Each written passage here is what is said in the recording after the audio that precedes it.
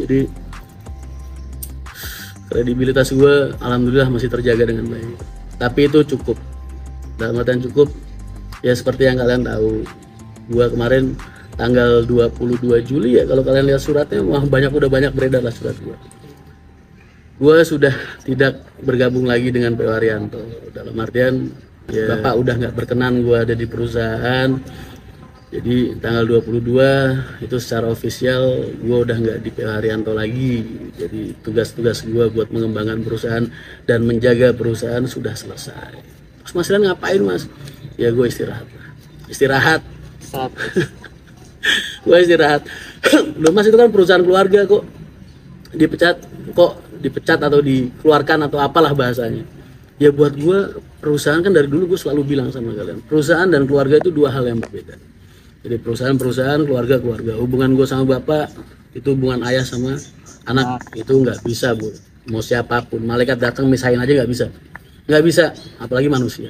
Jadi itu ikatan yang emang udah diciptakan sama Allah, ikatan darah. Tapi kalau untuk perusahaan ini kan beda, ini kan hal duniawi. Gitu. Kalau misalnya bapak sebagai pimpinan perusahaan udah nggak berkenan gue di sana, ya sudah, berarti kan kita, lagian juga gue udah terlalu lama bu. 19 tahun itu kan bukan waktu yang sebentar.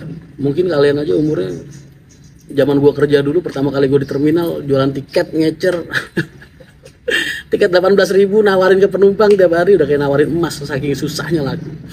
Mungkin kalian pada saat gue jadi calo begitu, kalian masih pada sekolah mungkin, atau masih di rumah, masih ngapain kalian? Masih takut ke terminal Mas. Lu masih ngapain dari 2003 nih? Masih sekolah Mas, takut ke terminal Mas.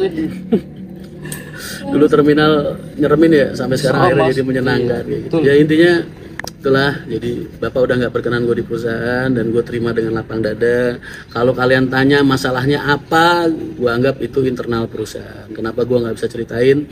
Karena gue harus menjaga marwah orang banyak ya, tapi kalau suatu saat kok gue dipaksa cerita di meja kopi, ya gue akan cerita ke kalian apa penyebabnya. Cuman kalau untuk saat ini gue secara publik, ya sudahlah, kita ini sebagai karyawan kan hanya ikut keinginan pimpinan ya kan.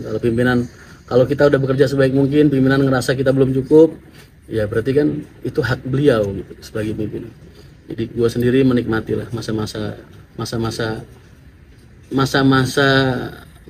apa ya, gue menikmati banget masa-masa gue selama bekerja gitu. Kangen sih kadang, gue yang bikin gue kangen tuh teman-teman gue, bener rekan-rekan kerja gue, karena gue selama ini 19 tahun kan hidup buat mereka gitu, buat karyawan-karyawan gue, buat teman-teman kerja gue, buat aset-aset gue yang di lapangan selama ini. Itu yang paling bikin gue kangen bener.